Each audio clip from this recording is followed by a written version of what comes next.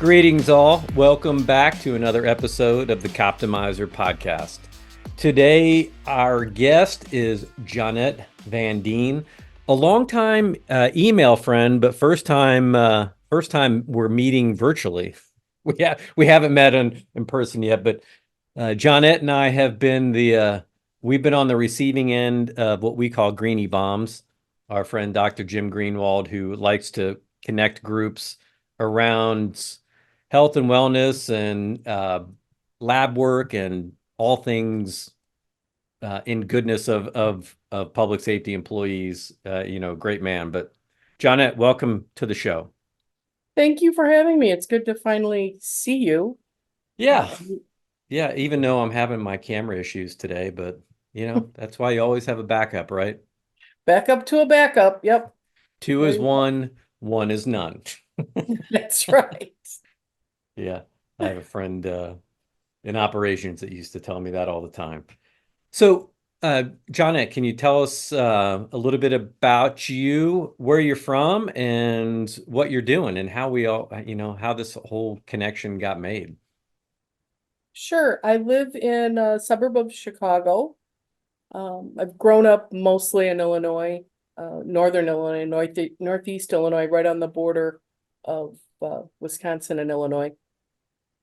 But I just recently moved to Palatine. Come from 4 generations of cops, so it was really no surprise when my brother became a cop and I went into communications, emergency communications. I retired from the Racine Police Department, which is a suburb of Milwaukee. Oh yeah, familiar with Racine. In 2007, home of Johnson Wax, and retired in 2007, was bored. And after 3 years, I went back to work at campus police. It's 2 different pension systems, so I'll end up with 2 of those, which is pretty awesome. Yeah, that is nice. And I was very, very unhealthy. I'm 4 generations of cops and 4 generations of diabetes. And I think that's really significant when we talk throughout that both those things just run in my family, and I was getting more and more and more unhealthy. And my mom developed Lewy body dementia, which is related to Parkinson's, but medical science now is starting to call dementia type 3 diabetes. Yes. And for my mom, when I look back at things, as I'm very logical, not a big scientist, super logical. Also, we don't do math. So Hence your career in public safety. Exactly. There you go. So, I'm sorry to all the math nerds that are cops. I'm just kidding. Yeah, I can balance my checkbook, but we're not doing algebra, trig, geometry.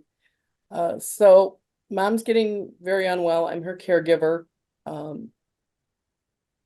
And I kind of noticed my family also has alcoholism running in it, not in my immediate family, but my grandma's brothers and sisters and that sort of thing. And I noticed that when my mom would go on a binge of cookies, for example, that her status, her psychological status would decline. It was almost like she was drunk. And even before she was diagnosed, she called me one time from the grocery store, and I'm at work and wanting to know where I was. And I said, I'm at work. And she's, well, why didn't you tell me you left? She thought I'd gone to the store with her. And I'm like, what are you talking about?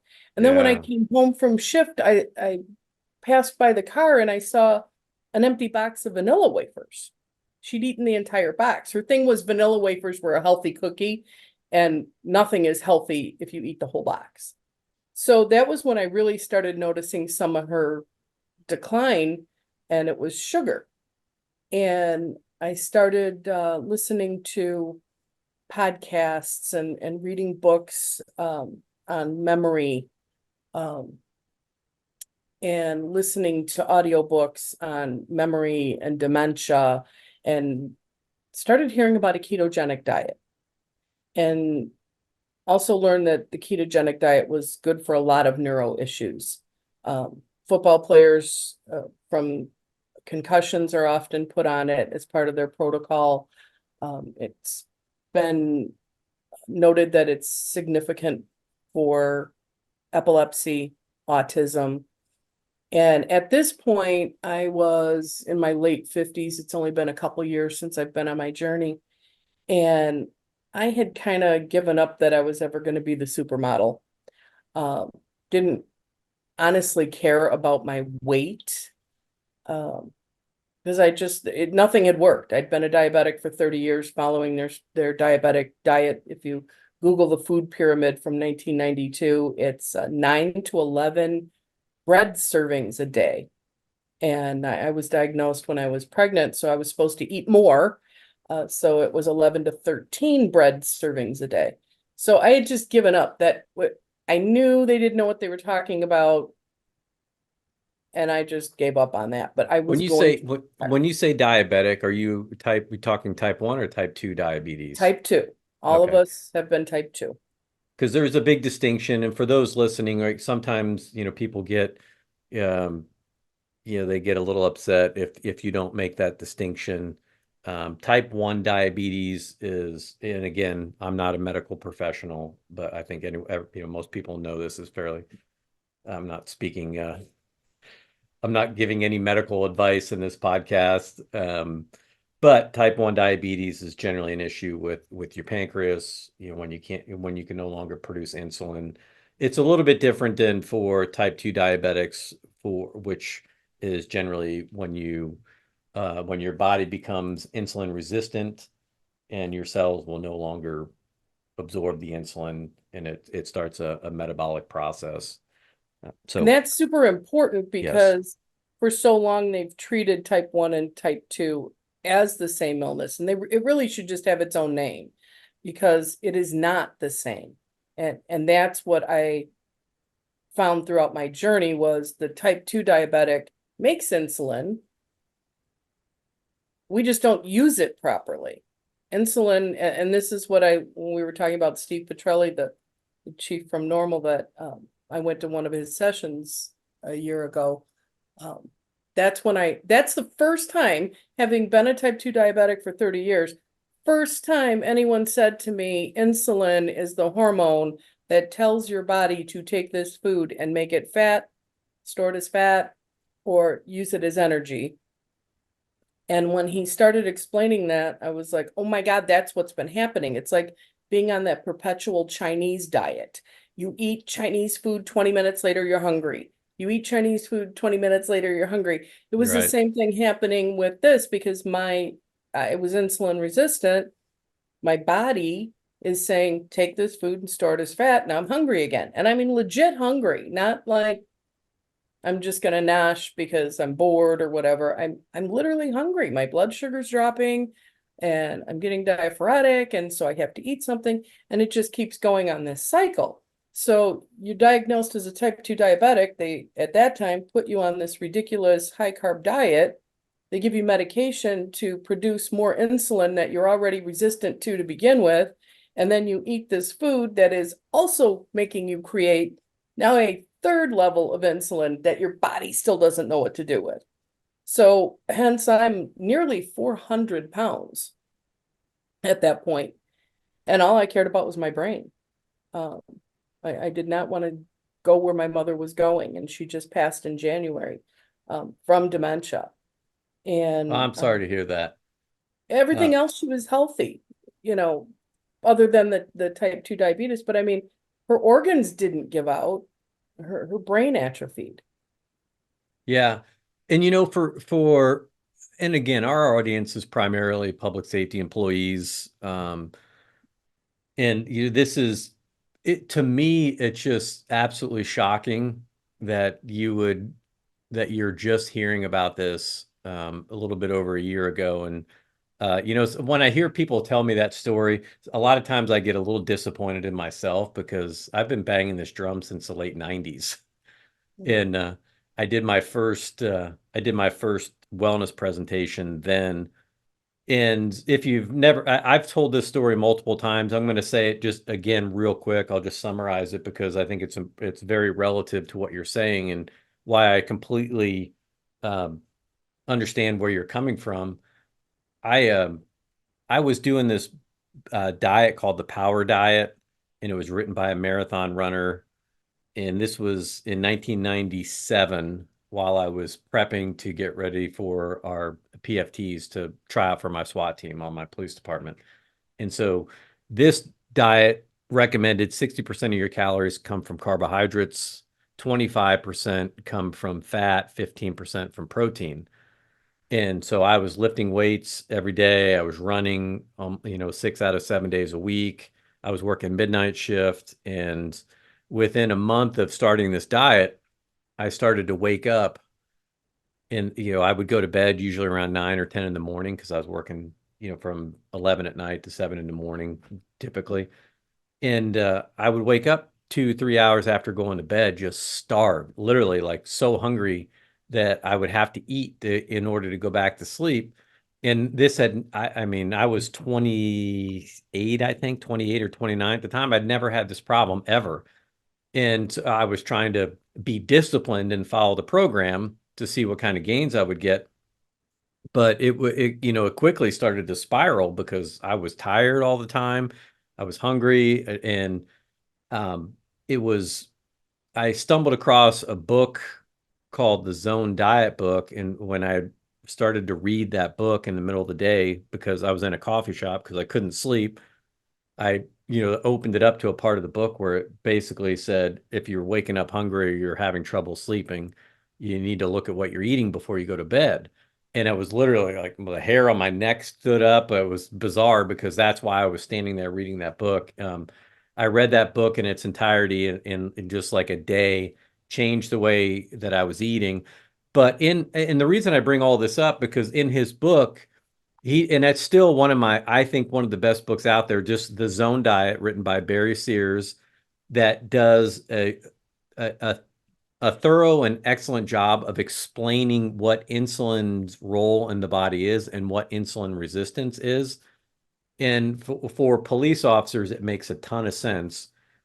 For everybody, it makes sense, but just for when you start talking about stress and all kinds of other things, the day I changed that diet, which was the next morning, I literally went to the store and bought eggs. I made myself like a big omelet before I went to bed, slept like a baby, I woke up feeling like a new person. Right, And I went on this path where I lost I wasn't even trying to lose weight, but right. I lost almost 20 pounds, gained like I can't remember what the lean muscle mass percentage, but my bench press went through the roof. I took almost a minute off my mile splits on my runs. And so I was like the guy that found Jesus. I was like, you gotta read this book. And so it became kind of a walking joke, but I've been on, this path ever since. And there's some pretty other great coincidences that I'll touch on here later in the conversation. But um, yeah, so I mean, this isn't new information. It's a long way of saying this is not new information. No, And but it's definitely not being shared. And like you right, said, in the public safety community, you have that culture, that either you're sitting around eating donuts or you're the workout fiend. But then even those workout fiends at a certain point in their career, no matter what, it doesn't work because their body switched over. And it's interesting, you talk about getting up in the middle of the night, but I remember my grandpa and my dad, both cops. My mom would have to, like, if she made cookies or something for school the next day, put a note because he'd eat them in the middle of the night when he got up. And, this is part of that as I look back, my logic of, holy cow, those two both had it right. and just wasn't out there. And you look at communications, we joke about the communications center and, oh yeah, within a year they're overweight. Well, yeah, they're having the same adrenaline and cortisol dumps everybody else is Yep. because they're listening to the woman screaming as her child has overdosed or her spouse has died in front of her. And we're listening to all that, getting the same response, but we never get out of the room. There's no outlet. None. Yeah, it's such a challenging job, and it doesn't. Um, Yeah, we could have some really interesting conversations about that too, about technology and how that's changing. And just on a quick aside, that was most dispatch centers around the country up until the last couple of years. And now the change is we're going to live streaming body cameras and all the CCT footage and everything. So our communications room specialists, our dispatchers, and others are now going to have a really kind of like a front row seat, and they're going to be seeing a lot of these things live, where they never did before. So I think there's another important consideration for leadership in understanding how we're preparing our personnel to be able to handle that as well, and Right. And understand at that, some point, how much is too much, and how do we manage that type of response and and workload. you add to that, like you said, now they're going to be viewing this. However, in most states in the United States, including Illinois and Wisconsin, communications personnel are not considered first responders. And, I always give my officers jokes because they do that. Well, you're not on scene. I'm like, okay, you know what? Just because you give me some of the magic unicorn dust doesn't mean we're taking it away from you. The difference is if you don't hire the same way, most comm centers, they're not being psych tested. So I don't know if this person is even equipped to handle what they're going to view. And not as first responders, we're also not going to get the psychological assistance when it's necessary. I don't qualify for PTSD assistance. I don't get invited to the debriefing after my officer involved shooting. So that all plays a part when you're adding all that additional stress and trauma to the mix. So it's Well, those thankfully, I think we're starting to see those trends change, and I know there is a national push to get communications rooms reclassified, not just on a state level, but on a federal level, to get everybody that first responder status, because you certainly earned it and deserve it. And it's kind of, again, it's one of those things where in hindsight, I think we'll all look back and say, well, that's kind of dumb. Yeah, right. well, why did we do that? Well, that's because the way it was We always all, done, or generally from an administrative perspective, it's because the way somebody gets coded, for in their pay, what their pay status is. This a civilian is, yeah, every state I'm sure is a little bit different, and sometimes those classifications wind up having a huge impact. But all that aside, so you're sitting in the room, you're experiencing the same calls for service, you're experiencing those adrenaline dumps, you're experiencing the stress just like everybody else is. And then if we don't have an understanding of our physiology and how that might be impacting us, then the ramifications are going to be no different for you than they would be for the officer in the squad car. And in a lot of times, a lot of times people like to think that policing is a very active job, which I think some roles in policing are, but for the average day for a patrol officer, they spend a majority of their time seated. They drive. They spend, even going from point A to point B.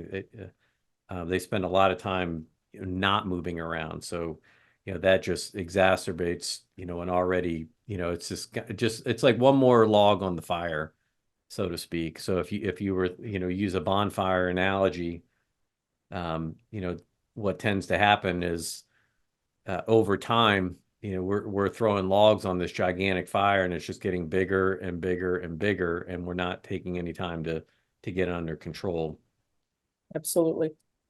So how long, just now, so how many years in total have you been working in communications then? 40, you said, or it's got to be 42. 42? Well, 42. well, good for So you. usually when I'm speaking to a group, I've been doing this longer than most of my audience has been alive. So, and at what point did you notice like, hey, I'm gaining weight and I'm unhealthy, but there just really didn't. And I mean, it sounds like this was pretty much a lifelong roller coaster ride that you were on. I mean, Yeah. previously, have you tried? Did you try different things to lose Oh, weight or get geez. healthy? When I had my daughter at 28, and the women's health in this country is almost as bad as first responder health. Um, your metabolism completely changes after that. And so at 28, I got pregnant with my daughter, um, and I was a normal sized person. I look back and I always say I wish I was as fat as I thought I was then, because I was normal size, nice figure, didn't do any. I always say now that I'm healthier now than I've ever been in my life, because I didn't have to work at anything at that point. Could eat what I want, could do what I want. It was no big deal. And then after that pregnancy, when I became type 2 diabetic, first gestational diabetic, and then it didn't go away, then it just kept going. And so I was on Jenny Craig and Nutrisystem and OptiFast and every diet out there, the egg diet, the vegetarian diet, you name it. I would walk after shift. I'd get off at 11 and go for a walk each night. I did body pump, body combat, kickboxing, exercising constantly, but then I would be horrifically hungry after it. And I, you know, eat according to the diabetic diet at the time. So I get some gains and then it would kind of stop. You know, at one point I was doing 2-a-days and I basically said, I'm raising a child. I'm not going to have enough time to do 2-a-days and raise a child. I was a single mom. Not that I'd have had much more time if I had had a spouse around helping me, but I just thought I can't sustain this forever. I can't take basically 3 hours out of my life to drive there, work out, and drive back twice a day, you know. So I even just did a starvation kind of thing when Oprah Winfrey did that whole liquid diet thing. And you'd get some gains and then it would stop because your body is never going to let you kill it. So it would just adjust to the fact, okay, you're not giving me any food. I'm going to hang on to this food even, or this weight even more. So yeah, I had totally just at a certain point said, it is what it is. If I'm going to gain weight eating this cardboard food, nasty diet, no fat, don't put any fat in your food. Well, vegetables all taste like dirt if you don't put anything else on them. And I love bread and I would rather a loaf of bread and butter than cookies. I mean, that's just my jam.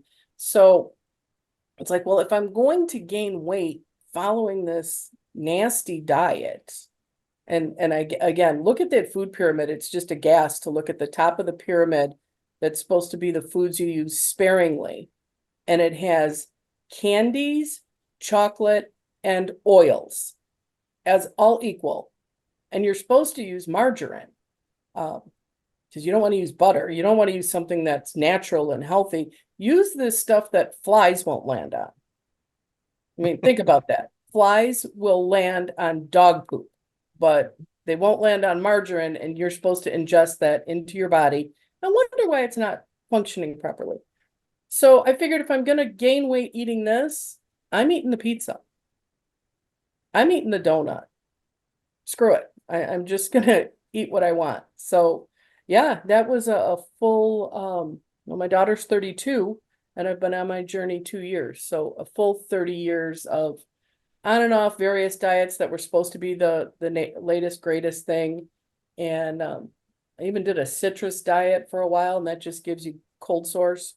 Yeah, very acidic, right? So how much, if you don't mind me asking, and I know you've written about it, but again, Yeah. I don't, at what point, what was the most that you weighed? Do you remember? 384 pounds, How tall are you? 5'8". So, How much do you weigh now? How much weight have you lost? I'm down 162 pounds. I'm down an entire human being. Yeah. Wow. 162 pounds, people. That is amazing. So congratulations to you. And um, I tip my cap to you for and again, part of me is just I get disappointed in myself when I hear stories like this, because it's like, man, how do we get people this information that need it?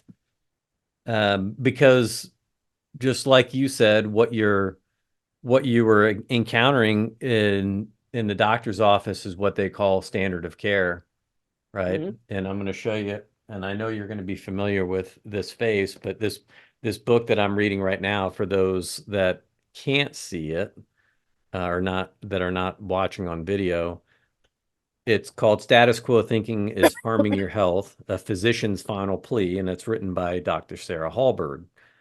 And for those that don't know Dr. Hallberg, she um, is one of the pioneers, one of the many pioneers in bringing the low carb nutrition into the forefront of uh, diabetes reversal in the United States and around the world, quite frankly. She just also happened to be my backyard neighbor. So Oh, no kidding. yeah, so and she used to be my wife's primary care physician long before I ever knew that she was involved in this.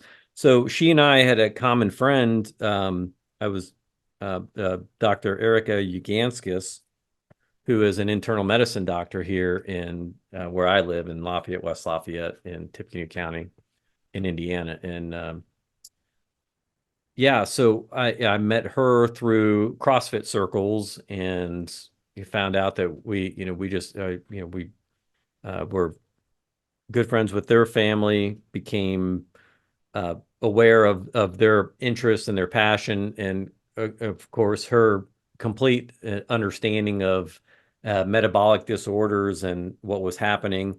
And so Eric and I had a lot of talks about a lot of these issues that police officers were having. And so when I became chief back in 2012, one of the first people that I brought in to do a presentation for my police department was Dr. Uganskis, and she did a 3-hour training block um, on on metabolic disorders, and why police officers in particular most likely were suffering from the issues of metabolic disorder, which again stems from insulin resistance. And again, not to get too far down the rabbit hole here, it just to me, that was, so it's hard to believe that's already been almost 12 years ago. So again, when I hear, people are still just not getting the information that they need to get, it's because of standard of care. And, sadly, Sarah passed away from brain cancer, which spread from lung cancer. And she was never a smoker. She was a triathlete in her early days, just always super healthy. So just, you know, sometimes Mother Nature, just there's nothing you can do. But she understood better, I think, than most, if not just about everybody, that um, there was a way for us to treat and reverse type 2 diabetes that didn't require medical intervention, or in ways that could significantly reduce the amount of medications that would be needed, things like metformin and other drugs, in order to successfully, navigate a patient from, the sickness side of the continuum towards the wellness side of the continuum. And she's just one of those types of people that's not going to take, she won't take no for an answer. She just keeps pushing. And Right. her book really is about, she wrote it as she was battling cancer, and I'm almost done with it, but it's fascinating. And I had it out because I wanted to read a line that I had in here. And as she was kind of figuring out this in the same ways that you were, right? When she was tasked with taking over the weight loss clinic for the IU Medical Center, she wanted to find the research on what's the best way to prescribe a weight loss program.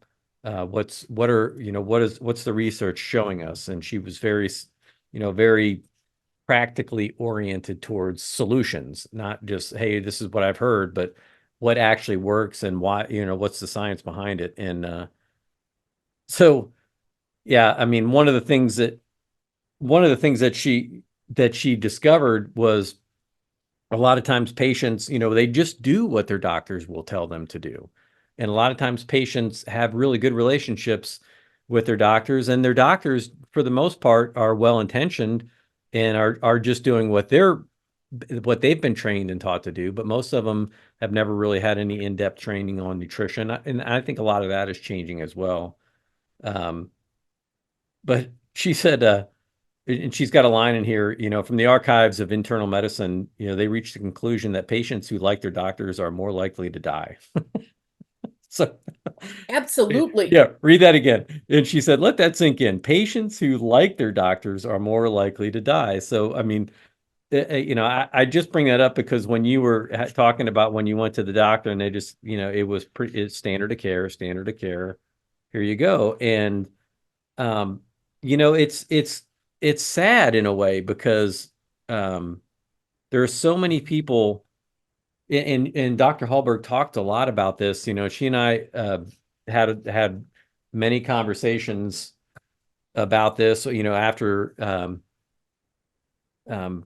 she realized what I was trying to do at the police department. She was always willing to help. If I ever had any questions or anything like that, I could shoot her a note, or if I would see her out in the yard, I'd yell over the fence at her. But she was just always disappointed in that, like people like you that are out there just trying to do the right thing don't understand what the metabolic processes are, and the advice that they're giving is not actually helping them, it's harming them. And the American Diabetes Association and others were just slow to and very, very resistant to change. And of course, we all know, why that probably is, right? Well, and it's also very multifaceted. I always say, being fat, that's the last acceptable discrimination. It's okay to treat fat people poorly, because clearly they're fat because they're stupid. If they would just listen to these doctors and listen to what they tell them, this problem would go away. So now you're morbidly obese. You feel terrible. It's not just that you're fat. Everything hurts. And I had a whole ton of symptoms that doctors would treat the symptom and never look for the root.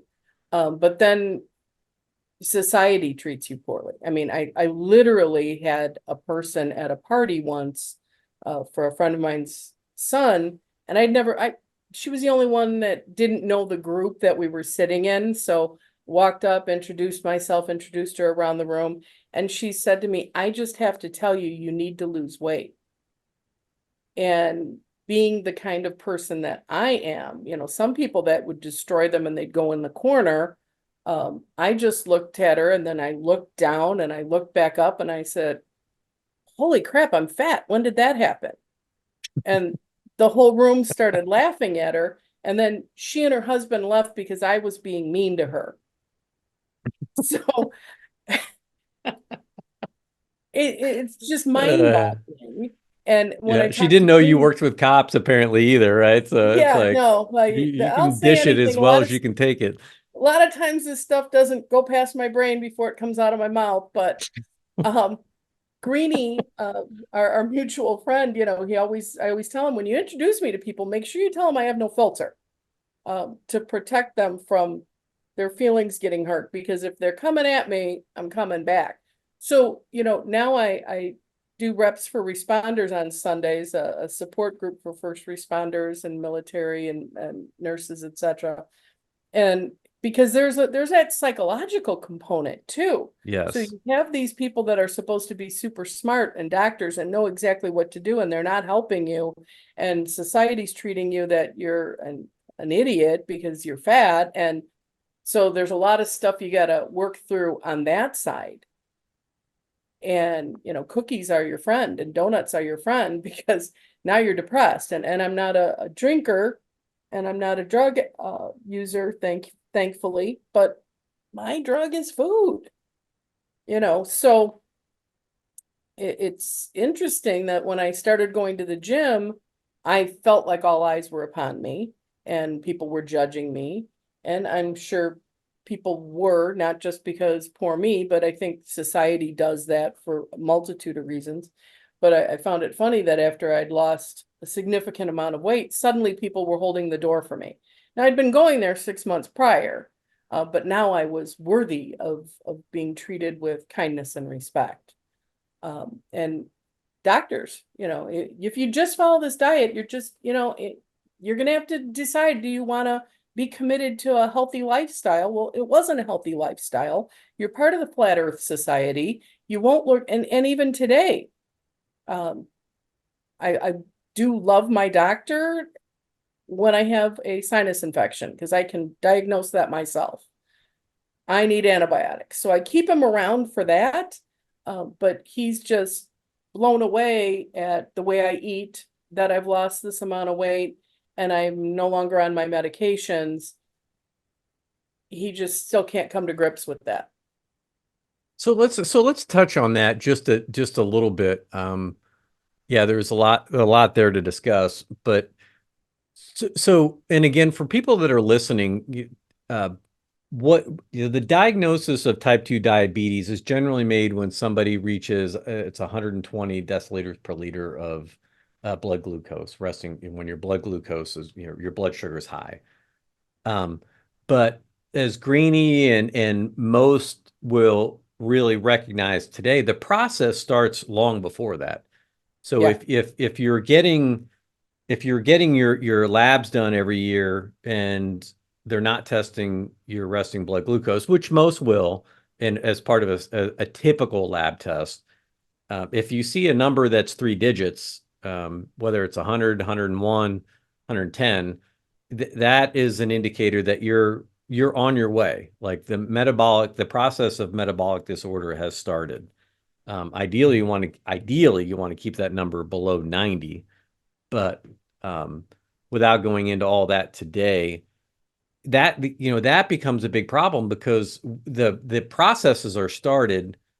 We just don't know it. We don't recognize it. And then if you're not given the advance warning, like, hey, you're on a pathway now to metabolic disorder, you need to change, then you're not going to. And then to compound that issue, if the only solution is, well, keep doing what you're doing, and then we'll just give you medicine to reduce your blood sugar. Well, we're not changing the processes that's causing the disorder in the first place. And Greenie, I don't know if it came from him or someone else, but we talk about it a lot, right? It's like at some point, when you're standing on the riverbank and you keep, if you're fishing and you keep seeing bodies floating by, rather than trying to rescue people and pull them out of the river, just to have them jump back in again, you might want to go upstream and see what's going on. And that's kind of the philosophy behind using nutrition as your medicine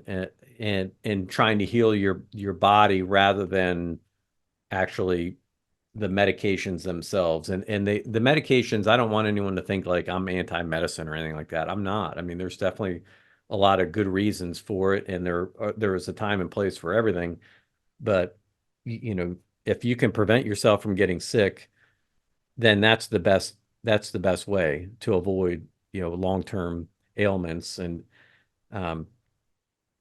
yeah, so you're having these struggles. Your doctor is not giving you the right type of nutritional advice, and now you're seeing the effects of this on your mom.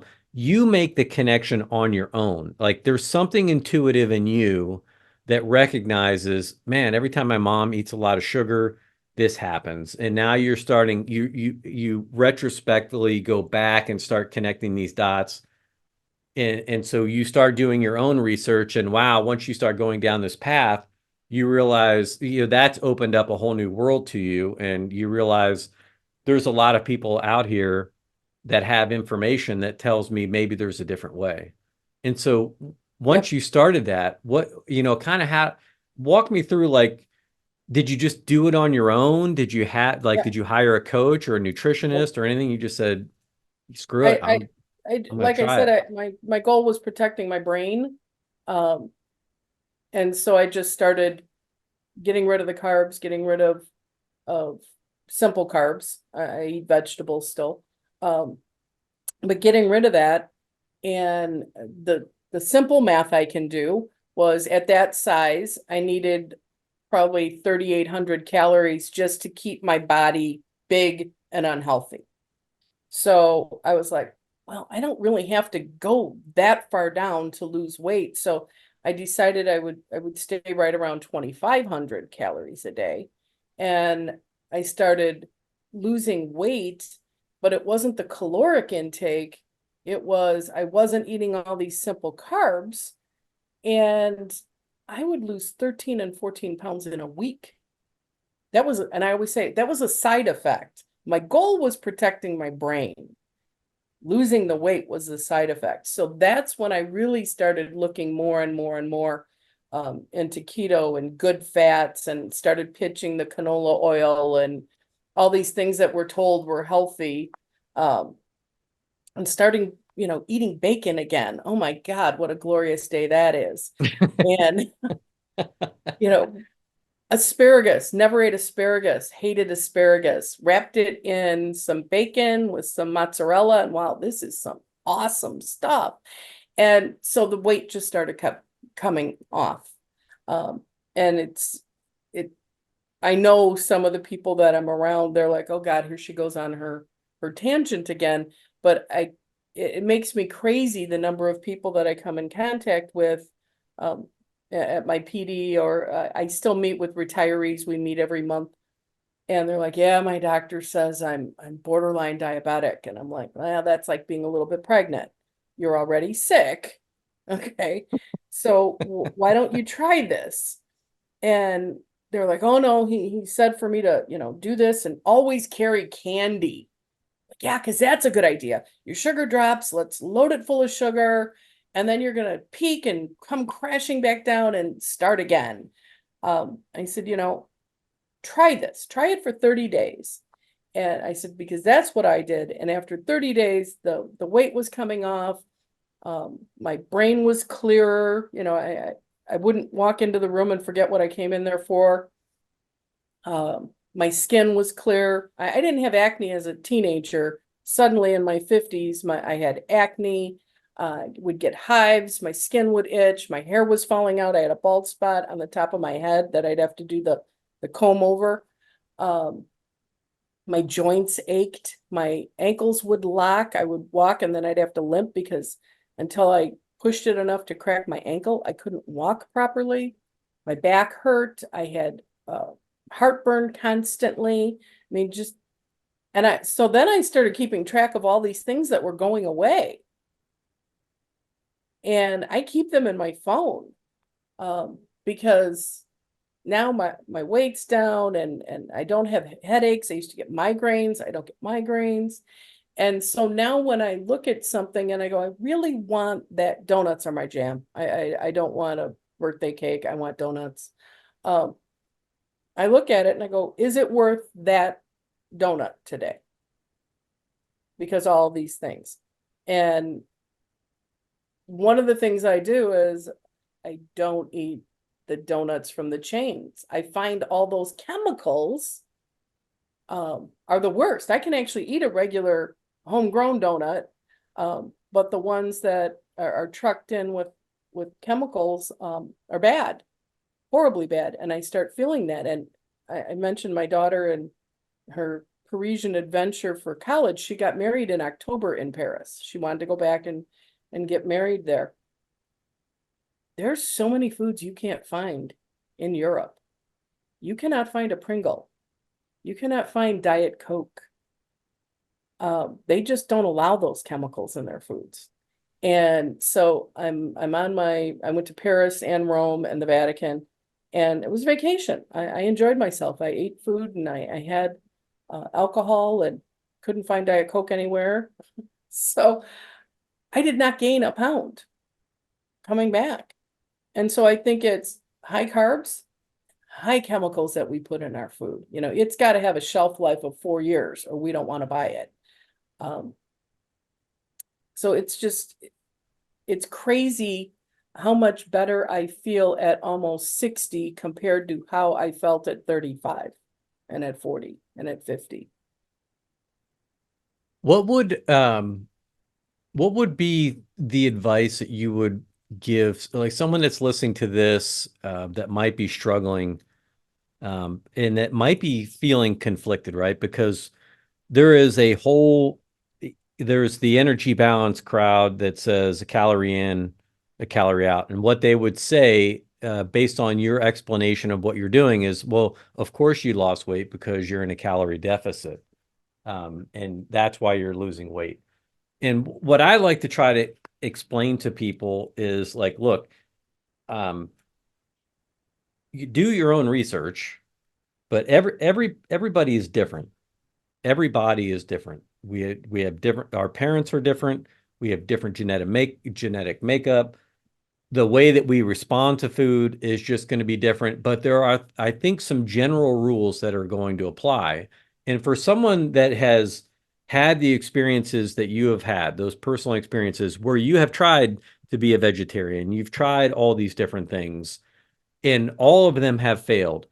Even then, when you're on the standard of care plan, where now you're you're taking medications and other things, it's not getting better.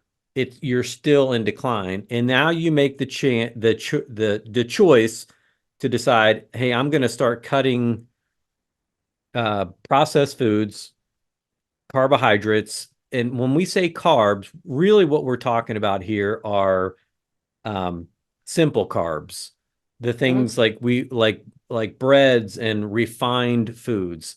And for anyone that's listening that might be confused about that, if something grows in nature and you look at a label and there's one or maybe two or three ingredients on it, that's pretty much a natural product.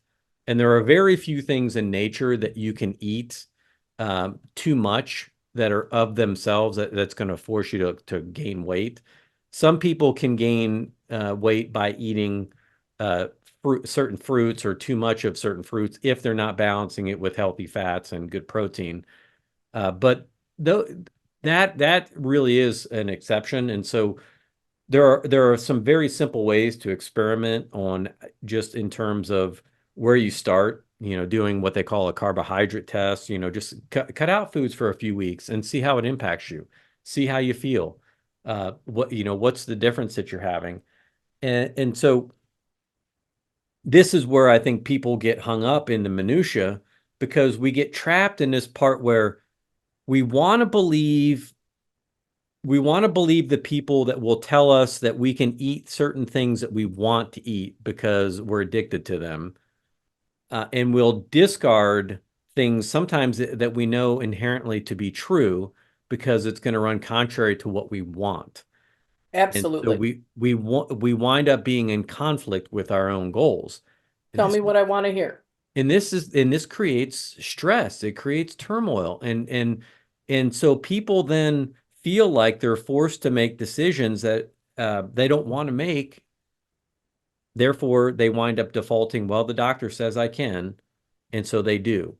Well, I just have to take this medication. We just kind of acquiesce, we give up. And so what I'm trying to do is create really a message of hope for people, because you are that perfect example of what is possible when individuals do make a decision to try something that maybe someone else is telling them that they shouldn't do.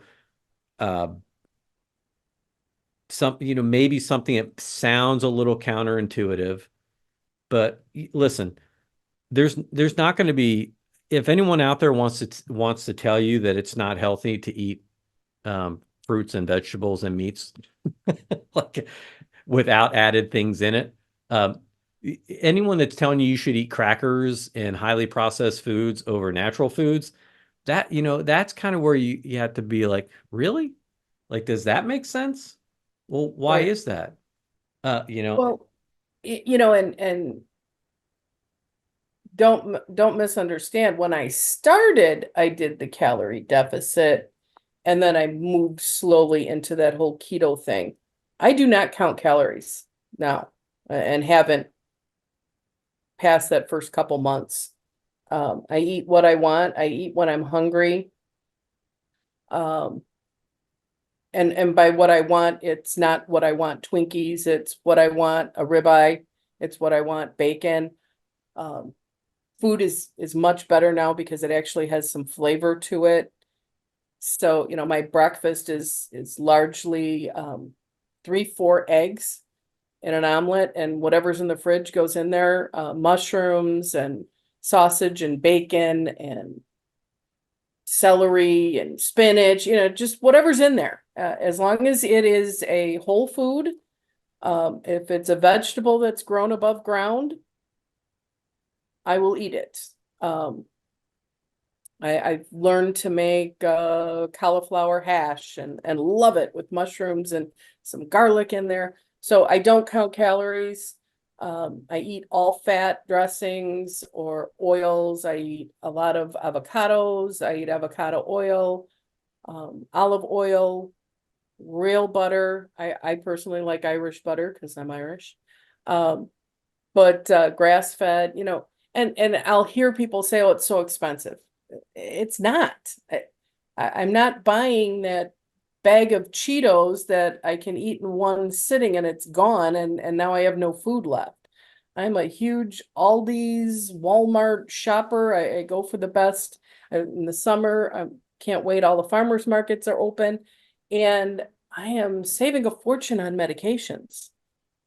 I am saving a fortune on medications. And so I'll tell people all the time. And I just had to text somebody. They texted me this morning already, asking what they should eat, because I've gotten some people to jump on the bandwagon, yep. and I'll say, try it for 30 days and see if you don't feel better, and keep a list. Because you will see and you will feel a difference, and there's no money to be made here. So I'm not selling you anything. I'm just telling you not to eat crap. So yeah, I have a Facebook following that cracks me up when somebody will come through. Hey, how'd you lose all that weight? And it wasn't, I don't want to say it wasn't hard, in that it's hard to give up Oreos. Okay. Yeah, Until you're you look breaking a sugar addiction.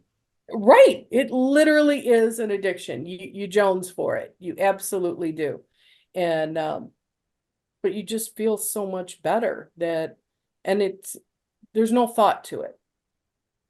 You just look in the fridge and you eat it because you've gotten rid of all that other stuff. And then you have people on Facebook ketogenic pages, what can I have for an alcoholic drink? Okay. It's not a religion. Okay. If you want to have that drink, okay, you don't need to go to confession. Just know the ramifications of that.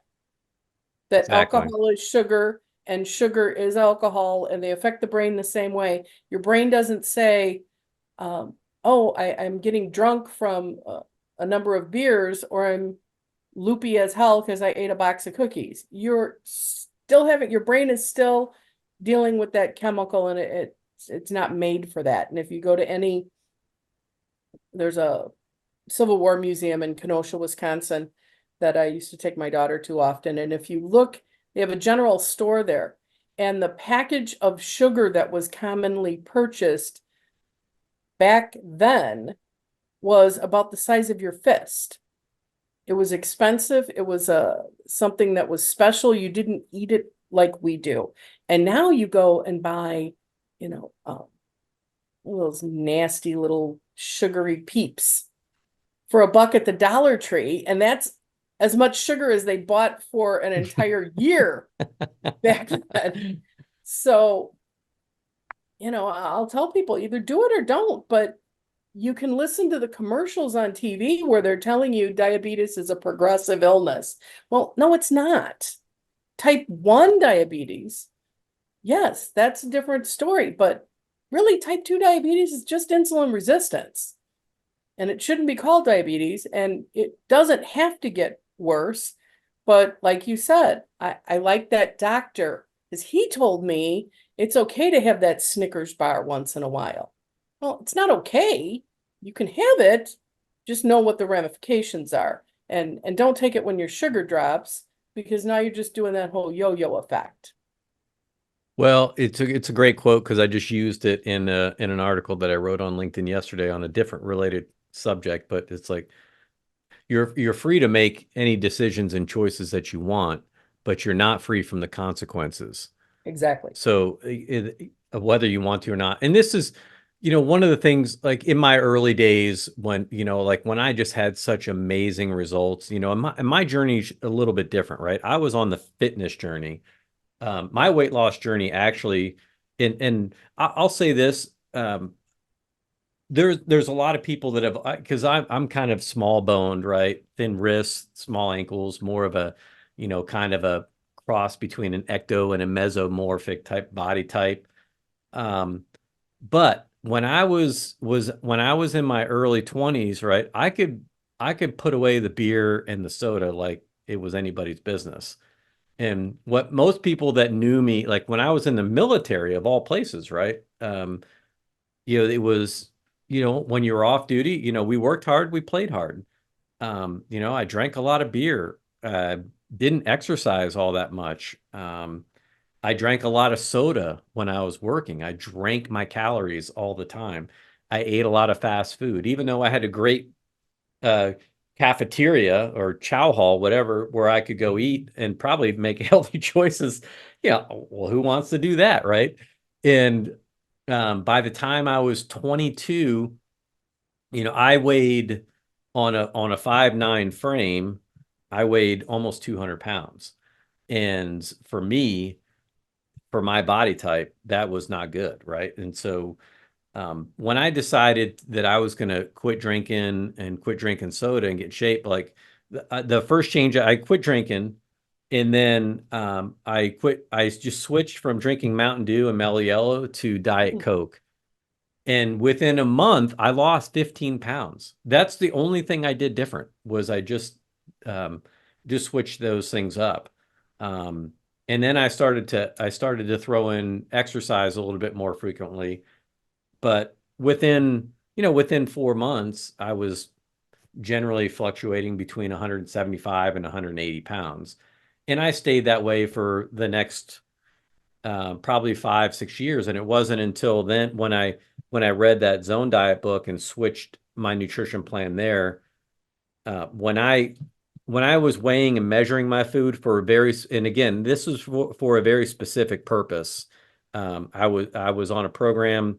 I was really trying, I was trying to maximize physical performance. It had little to do with weight loss. It was all about performance. I got down to 155 pounds.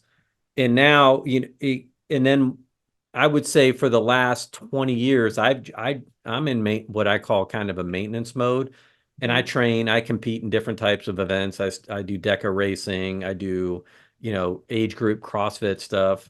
Every once in a while, I might run like a half marathon. I just do different things to stay active and fun. But just to stay, give myself goals. But my weight hasn't fluctuated really. I generally weigh between 165 pounds and 170 pounds.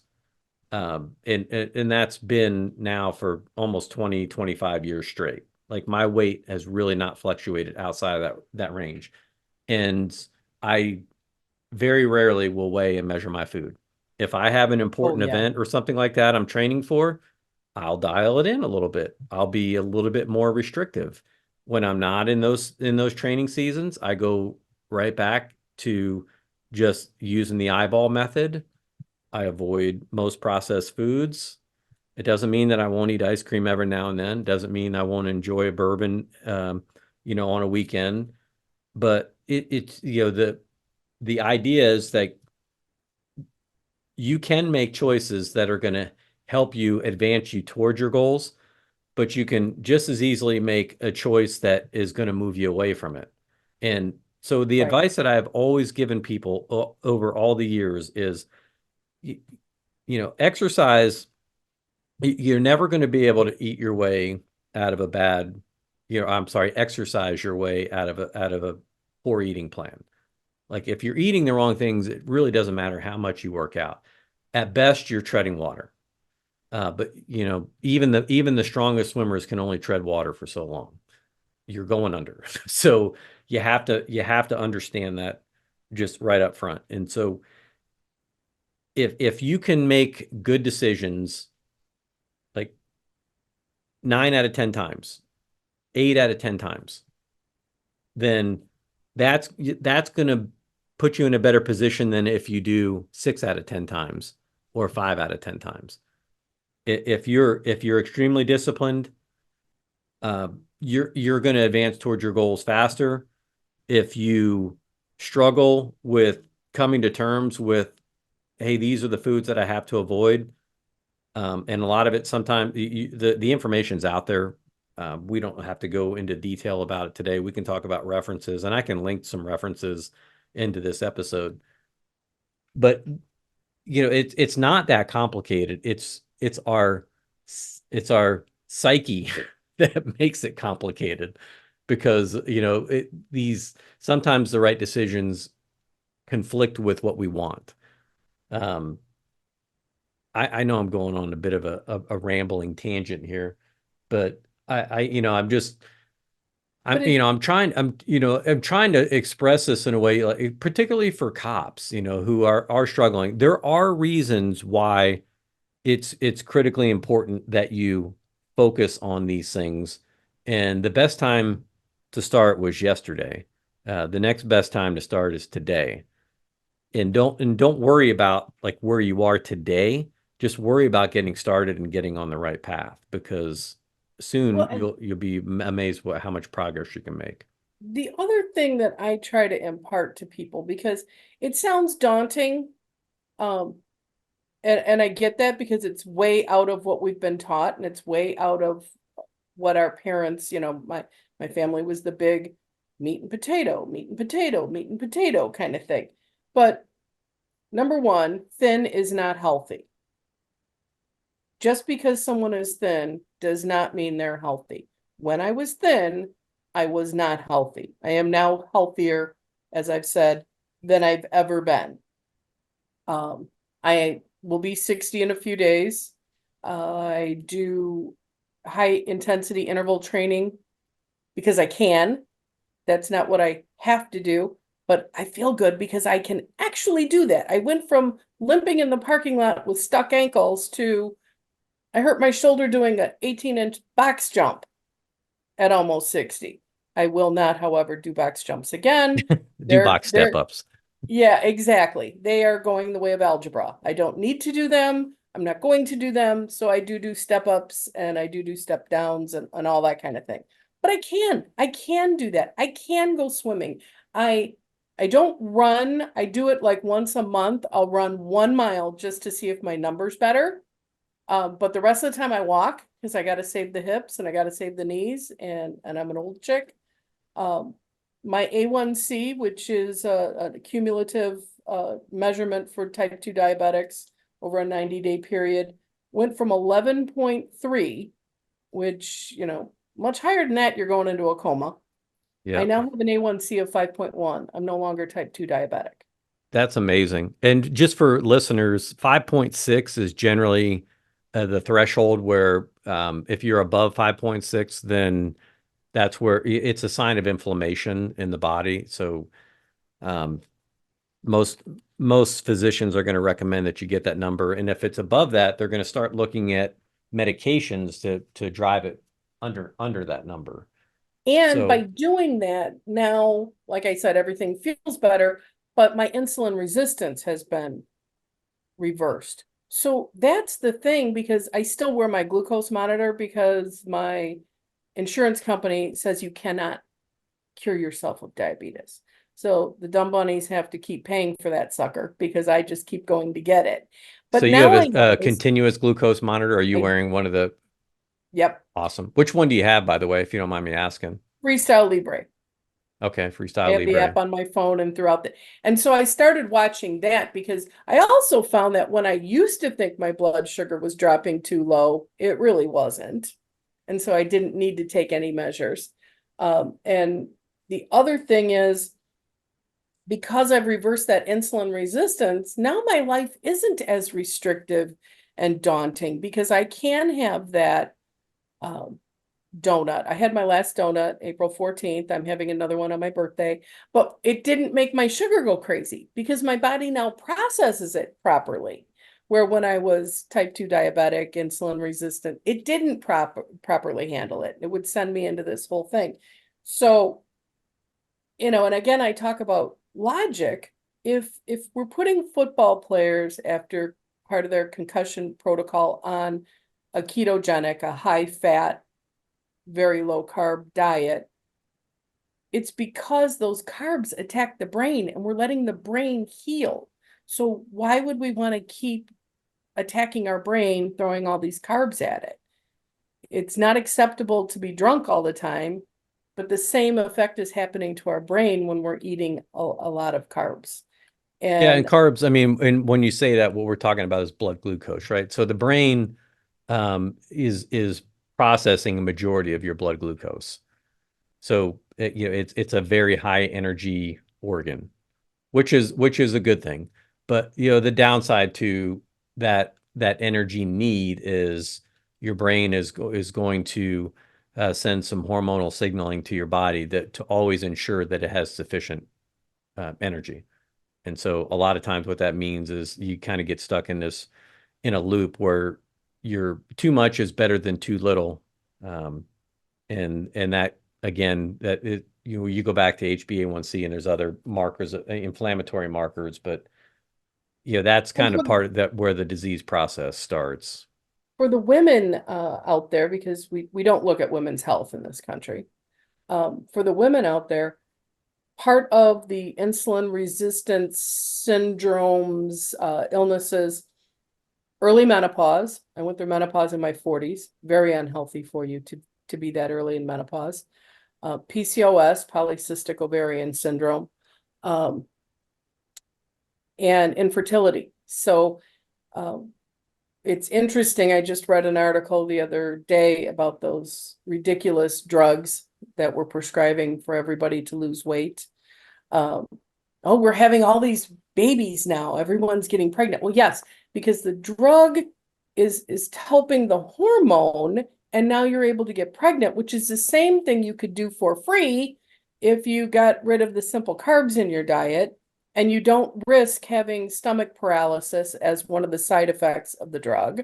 You're talking And about GLP-1 inhibitors, like absolutely. Ozempic and a few others. And all of those, now if you're on Facebook, which I am, but now you're seeing all the ads to join the class action lawsuits because they do cause stomach paralysis in many people, and they do cause other side effects like horrific diarrhea. Well, that's got to be fun in a social situation. So if you're having any sort of reproductive issues like early menopause, like infertility issues, like PCOS, like horrific cramping, um, heavy periods, balance your hormones. It's hormones, ladies.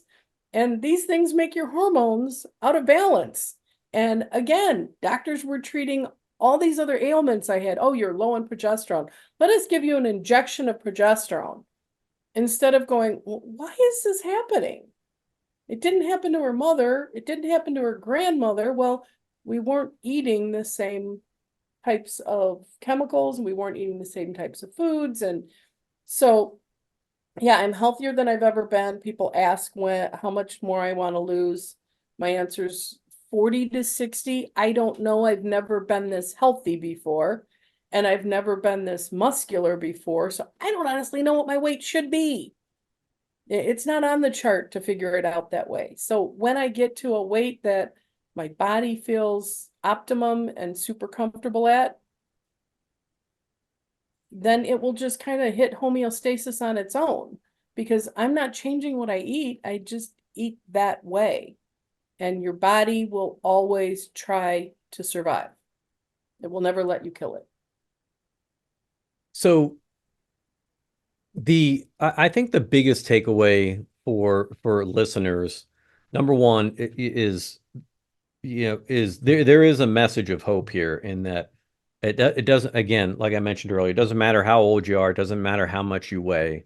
The only thing that really matters is what you're going to do next to move yourself one step closer towards a healthier self, rather than one step away from being a healthier step. And sometimes, and this is, that's why I love the title of Sarah's book, status quo thinking.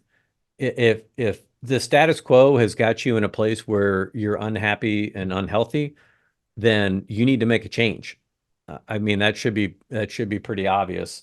And what you have to recognize is that the like everyone is always going to act in their best interest. And this is the way that I try to appeal to the cop's mind, is approach your nutrition, your exercise, your sleep, your mental well-being. Approach these different aspects of your life the same way that you would approach a case. And this is ultimately, when we talk about the labs that we do, the police panel that we do with specialty health, and another one that I really like is Bill Cromwell's the Precision Health Report. Because those 7 lines of data that we're looking at the particle count in your blood. We're looking at your APOB. We look at things like lipase small a, the other inflammatory markers. You can tell yourself anything you want about what your health is, but when you get your labs done, the labs aren't going to lie to you. They're going to tell you what it is, and we can give you your 10-year cardiometabolic risk assessment by looking at those, and show you what pathway you're on. Um, Father Time is going to work against all of us eventually. Whether people want to realize it or not, like, we're all going to the same place in the end. It's really just a matter of how fast do you want to get there, and what is the quality of life that you want to sustain until you hit a point where you can no longer care for yourself, right? And that's, like Peter Attia's got a great way to explain it. Like, explains it as the centenarian decathlete. You want to be as healthy as you can for as long as you can, and then towards the end, like, nice steep quick steep decline, not a long, slow, gradual death. And I point this out when I did my first wellness presentation back in the late 90s.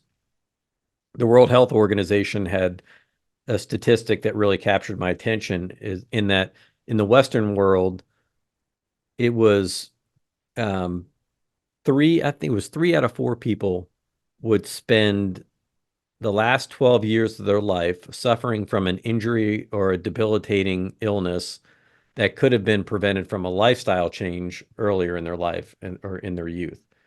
So meaning, so diabetes, particularly type 2 diabetes, which we're focusing on, and insulin resistant, it's a pretty nasty thing, like, in the end, right? And it's something you said earlier kind of caught my attention. Like, your mom, other than the Parkinson's, the form of Parkinson's that she had was a pretty healthy person.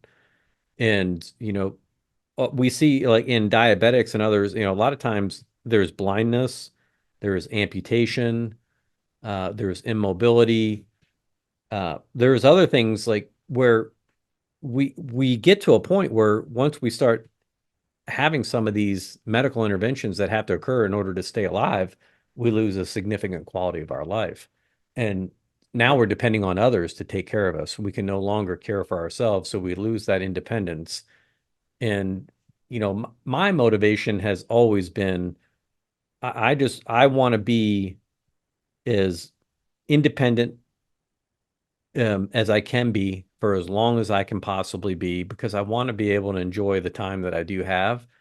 And in the policing world, 18 to 23 years below the national average in terms of lifespan for males. You know, 48% of police officers are, are those that have a heart attack or before, I think it's before age 50. We're seeing all these things that are affecting public safety employees at a much, we're seeing these things in the general population, but they're just happening earlier For us, to public safety employees. And right. so you have, you do all this hard work, you spend all your time, helping others.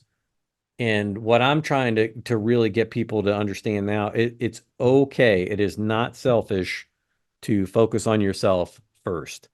Take care of yourself first. Make your own health a priority so you can maximize that. And that's how you can show up and be there for others, is you are bringing the energy and the vitality to be able to be of assistance to others. You can't do that if you don't take care of yourself. So the best time to start is now. And what I do want to say now before it slips my mind and we get sidetracked, what we're talking in very general terms here today.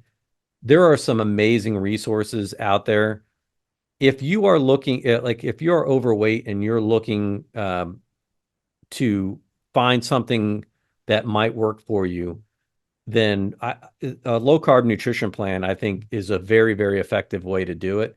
If you're somebody that's on medication already or under the care of a physician, whether you have their permission or not to do it, you need to let them know that you're going to do this, because it can, if you do it right, it can lead to a pretty precipitous drop in your blood sugar. And Dr. Hallberg talks about that. Like, I mean, she was having people dump their medications within, weeks, literally. Like, I mean, 1, 2, 3 weeks. So if you do that, I mean, and you continue to take the same amount of medication, that can lead to, some pretty significant medical issues. So you have to wean yourself off appropriately. And that's why the CGMs that you're wearing, like I use, and again, I don't do it for weight loss, but I use a Keto Mojo. So when I go into periods where I want to test to see if anything's changed in my metabolism or how things are working, I'll spend a week where I measure my blood glucose and my ketones 6 to 7 times throughout the day, just to see where I'm at.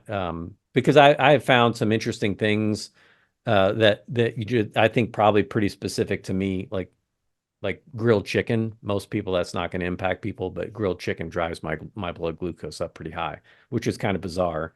And I've repeated that a few times. I don't know why. I don't know why that's specific to me, but generally it doesn't do that. But that's just a small example of why I think it's good to get yourself, find a physician or find a group or somebody that can help medically supervise you if you're on medications, or others that can help you, like nutritionists and others that specialize in this type of nutrition plan. Get a coach, a health coach or a wellness coach that can do this. A lot of times your insurance programs, your wellness programs within your municipalities and others will have these resources available and pay for it. But you got to be specific about what you're looking for and demand it. Don't just accept, because you'll get a lot of dietitians. Oh, that's not healthy. I'm not going to help you do that. And then a lot of people get defeated and they don't go. So just know going in, like, I'm doing it, and either you're going to help me or I'll find somebody else that will help me. But I think that's a really good approach to take, because you can learn these. You learn this on your own, Johnette. People that are very determined will eventually figure it out. But if we can find people that have this knowledge already and that have done all the work, people like you that can be a resource now for others, you can accelerate your learning curve, and you can get pushed to the right types of resources that will help accelerate, again, the gains that you're having and the progress that you make. And the last point I'll make to this is the example, like I'm still a CrossFit affiliate manager for a nonprofit CrossFit, but for years I ran a CrossFit affiliate. And I can't tell you the number of times where I would have people come to me and say, hey, I really want to try that CrossFit, but it looks really hard. So I'm going to go lose some weight and get in a little bit of better shape before I come in. And I'm like, no, That's not how that works. you're doing it backwards. Like, come here, let us help you. Um, and then go do it on your own. That's what I try to tell people all the time. Like, and if you're someone out there that's thinking that right now, like, just stop. Like, just make a commitment. Go find a gym, or someone that has the type of knowledge that you're looking for and that can help you, and commit to working with them for a period of 3 to 6 months, because you can always change down the road. But it's better to have somebody to help you up front, to get as much knowledge as you can up front, and then wean off of that. Absolutely. And I will often say to people, keep in mind, what got me going was the dementia with my mom. And people tend to think of dementia as only memory loss, because that's who you see. Though they're still out in the public with their caregiver or what have you. And so you think it's all about the memory. That is the least of it.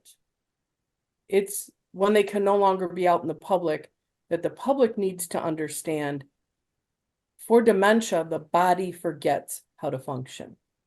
So I could handle my mom not remembering who I was.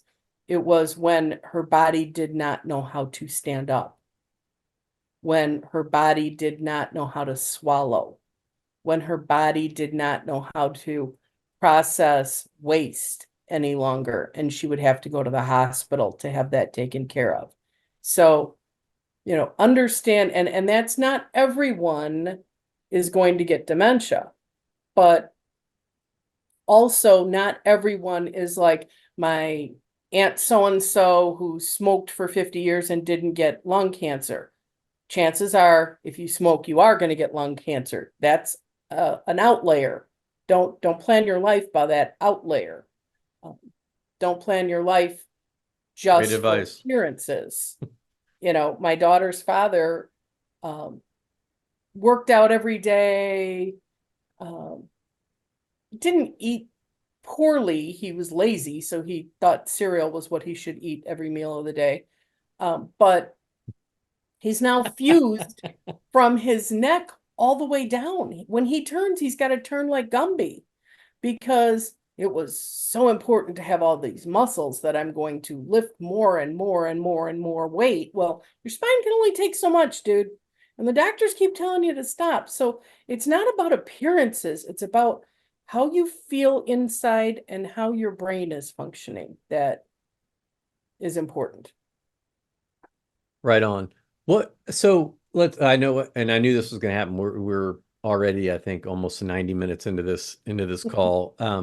But I know people are really going to be really interested with your story. So, like, for let's just say, for other communication specialists out there, like, how is this change impacted you in your work, in your day-to-day life at work? What do you think are some of the biggest things that you've noticed, biggest changes? Huge takeaways I noticed right off was my vision. My vision got better, because it's almost like being a little tipsy when you're on a high carb thing. Your brain. My memory, I always had a good memory, a good auditory memory. It was sharper. I didn't have to reach back to remember that recurring suspect's date of birth. It was right there. So those were two big things. Anxiety was less. Sugar is a stimulant. Carbs create sugar as a stimulant. So the anxiety isn't, you don't get that initial jolt that you would. Sleeping is better, so I'm not so tired at work. Are you a caffeine user? I Do you like am. coffee? Yeah. I do, but I do my coffee in the morning. The one thing that really isn't keto that I do every single day is I put honey in my coffee. I use local honey because I don't want to get allergy shots. And local honey is basically the same thing as allergy shots. You're getting a slow dose of that. But I do that only in the first cup in the morning. And then after that, it's black coffee. That's interesting. Well, and there is, there's, I guess it all depends on what your end goals are and what you're trying to, there for some, natural sugars like that. And again, there's a lot of cases to be made that, depending on what type of sugar replacement you're using, some are far better than others. I don't want to get down into the weeds on conversations like that. I mean, there's great resources out there. Like, I think the Huberman Lab podcast he pretty much has a little bit of something for everybody there in terms of what you're looking for. But where I was going with that too, and you mentioned it with reduction in anxiety. Yeah, there are physiological processes that are at play, when you're talking about inflammation that will impact, it's not just your physical health and well-being, but also your mental health and well-being. A lot of data now shows that, your nutrition can impact your mental health. And then from an exercise perspective, what I also tell people, again, going back to that comment that I made, like you can't exercise your way out of a poor nutrition plan. But exercise can be a great equalizer, but exercise in and of itself is most likely not going to help you lose weight. And I know that can sound controversial to people because they think that they can just exercise and exercise, and it may work for some people, but for the most part, it's more about your nutrition and what you're eating is going to have a greater impact. But that doesn't mean that exercise isn't important. I do think, I think walking, if you can walk for a minimum of 30 to 45 minutes a day at a brisk pace, enough to where you're, kind of where you can still hold a conversation, but maybe you're right up on that edge. I think that's ultimately where you want to get to. But then also doing some resistance training, I think is really important, particularly as you age, because, that's, one of the best glucose clearing mechanisms in your body is your large muscle mass and muscle mass. So by doing some weight bearing exercises, you can improve your body's ability to regulate your blood sugar too. So, And when I started exercising at that weight, there wasn't a lot I could do. right. And my balance was off. I started walking in chest high water at the pool. Yeah, that's a great idea. Walk for 20 minutes and it was, the equivalent of walking an hour on land. Wasn't as hard on my joints. The resistance was there. I didn't have to worry about falling, and we have some pretty terrible weather here in Chicagoland. So I didn't have to worry about falling because if I fell, I just got wet. So that was my initial You were wet anyway, right? right. That Maybe was your my hair got wet, right? initial way of exercising was I went every day and walked for, half hour, 45 minutes, sometimes an hour in the pool. So back to the work question. So you less anxiety, but that really also translates to improved communication. You're a better emotional regulation. And it's so important, not just for police officers, but probably even more important for, that first call that's coming in. There's nothing worse than a panic dispatcher, right? Because that's like pouring gas on the fire too, because, Right. You call for help panic. and they're hysterical. I never had that type of an anxiety response. I did work with people and I would, just look at them like, this is not the job for you. Okay. Because it's like calling the suicide hotline and being put on hold. You can't call 911 and they're more freaked out than you are. It was internal. I could handle anything. You never knew I was, inside getting torn up, but that's also taking a toll on your body. Right. More so Yeah. than if you lost your mind in the room. So, Yeah, that adrenal cortical connection, and that's why I was asking you earlier if you drink caffeine. The other, because that can increase, artificially spike your cortisol levels. And cortisol is not necessarily a bad thing, but like anything else, too much of any one thing is generally not a good thing. But the other and probably the most important thing really is, and this is, when I'm working with clients and people that I'm coaching, primarily the first question that's almost always out of my mouth is like, how are you sleeping?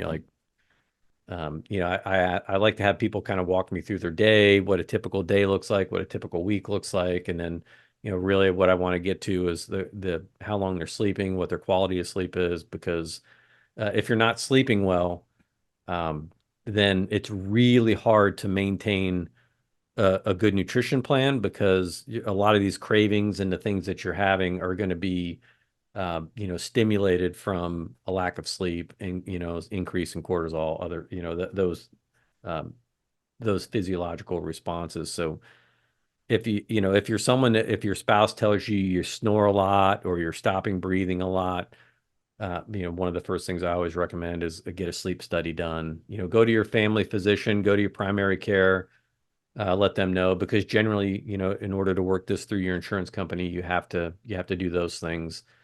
Unless you're, just independently wealthy, you want to go right to a sleep specialist. There are processes that you have to go through, but, getting good sleep. And then for those, which is really important too, for people that are working shift work, when you're awake during the night, that's, again, you're working against your circadian rhythm. So that can also impact, your food choices as well. So a lot of these things, they all interplay and they all interconnect. So keeping that in mind. So all right, we got to wrap this up, and I'm rambling now myself. What would be like, let's kind of close this out in some rapid fire questions. But have you read any books on nutrition or anything along those lines that really altered the way that you think, that were really powerful to you and that helped you see things in a new way? No, I don't read a lot of nutrition books. Most of my information is trial and error, short articles, researching more about high fats. The books that actually got me into it were books by Dr. Daniel Amen, talking about memory repair, and that sort of thing. That's what got me going down that path. And then also realizing that some of our anxiety and responses to stress and PTSD and all those things, because there's those calls that haunt me after all these years, was a book called Struggle Well. And that talks about how, 1,000 troops can go in, have the same experience, but a small group of them will suffer from PTSD. Looking back at how you were taught to handle stress as a young person is really more indicative of if you're going to suffer from PTSD. And so a lot of what I look at when I'm doing my own notes or my journaling or whatever is looking back at some of those things. And I can honestly say that I think my first traumatic experience, also involving law enforcement, my dad was a cop and got stabbed. And I can remember at 5 years old, my mother telling me that he was in the hospital, he'd been stabbed, had no idea what stabbed was at 5. And no one to really explain what stabbed was. I mean, they literally said your dad was stabbed. And I was like, well, can't be good because he's in the hospital and everybody's crying. There was no counseling and stuff back then. So I think back on that and how I learned to deal with stress on my own as a child and how that affected my life going forward. And when you talk about sleep, I look back at my mom, and my mom was a very stressful person and listened to the scanner. Heard my dad's call when he got stabbed, heard him calling for help. She slept terribly. She ate terribly. She listened to that scanner all night long. So, that stress, anxiety, food connection is where I kind of delve my reading and research into. The food thing was pretty easy for me. Well, one book I might recommend for you, since you're interested on the memory side and the dementia side, is Dale Bredesen's book, The Alzheimer's Anecdote. And I know you're familiar with Amy Berger Mhm. and her work. Actually, she might have wrote the Alzheimer's Anecdote. But Dale Bredesen, Dr. Dale Bredesen, and Amy Berger. So Amy Berger wrote the Low Carb for Law Enforcement guide that Specialty Health will provide. So if anyone wants to reach out, or maybe we'll put that in the show notes. That's a really quick, down and dirty 30 some page document that really just kind of hits the highlights on what's important and why. You can certainly get that a lot further down into the weeds, but your work with reps for responders, I think, is Frank Vochi's work out of NYPD is really notable as well. A lot of the trauma and some of those discussions that are talked there. Again, we've had some discussions around nutrition. I know, and Dr. Chris Palmer's work has been a subject of conversation there as well. And for those that are listening, he wrote a book called Brain Energy, and he's using ketogenic and low carb nutrition plans for treating certain types of mental illnesses that are, and having some amazing success, which again, for first responders and thinking about PTSD and others, these are just additional reasons why these protocols might be important. And again, we just don't have time to discuss all that stuff in one show today. But I wanted to use your story as, as an opportunity for the audience to really see somebody who has done the work and has, right, seen the progress and can tell the tale, and to be kind of, again, like that beacon of hope, like, hey, this is possible. And a lot of, oh man, I just so many people over the last 10 to 15 years that I've worked with, that that how many people I know that have lost more than 100 pounds and have kept it off and have done it in a healthy way. And for cops that are just, we're just a sick bunch. And it's generally not, um, it's not a topic that gets enough attention. It doesn't get discussed enough. And of course, that's why I'm, it's the whole purpose of the Coptimizer podcast, is to have these conversations. So is there anything I didn't ask you today that that you want to get out there that I probably should have asked, or we just haven't had time to mention yet? Oh, God. I can't think of anything. I can go on for days with this. It's a big topic of discussion. If anybody wants to reach out, feel free to give them my information. I'm by no means a medical professional. I'm just logical. I'm kind of a Dr. Spock kind of. It just makes sense. If what you've been doing isn't working and you continue to do it, that is truly the definition of insanity. Why keep going down that? If you continue to do what you've always done, you're going to get the same results over and over again. And when people reach out, oh, I don't know that I can do that. Well, either do it or you don't. I'm not telling you you have to. I'm just telling you it's not going to hurt you to try it. It's not going to cost you anything to try it. And it doesn't have any side effects like all these drugs. And there's so many inflammatory diseases that people don't realize are part of that food thing. I have friends with RA that I have benefited from this. People who have migraines benefit from this. I mean, just everything relates to what you're putting in the engine, and don't discount it.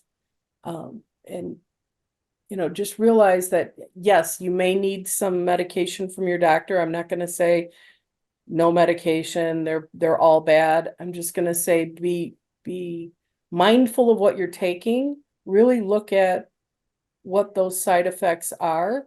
And it's like when you break your leg, you got to be on crutches for a while, but you don't walk around with crutches after the leg's healed. You throw the crutches in the back of the garage, so look at things like that. And do you want to be healthy? It's an easy way to be healthy. And even the younger kids that are coming on the job now are, I work out all the time and I do this and I do that. And you're drinking an energy drink. It's not just the caffeine. Yes, I drink caffeine in coffee. What's in my drink? Coffee. That's it. You look That on one, an that's that one energy. That's the tip, right? right, it's one ingredient. You look at those energy drinks and I'm like, that looks like plastic or something. I can't read any of those words. So how is my body supposed to process that? And now that I'm asking it to process things that it was never meant to process, is it any wonder it's not processing everything else properly? Right on. All right. Well, let's just leave it at that for today. And I think we've covered a lot of ground. Your story is very powerful. And I'm very thankful for you spending some of your valuable time with us coming here today to share your story. If somebody wants to reach out to you, is there a way for someone to get in touch with you if they're looking for some inspiration or tips on what you've done or how you might be able to help? Oh yeah, you can email me at J like John, D like David, Van Dien, Victor Adam Nora, David Ida Edward Nora at gmail.com. So JD Van Dien at gmail.com.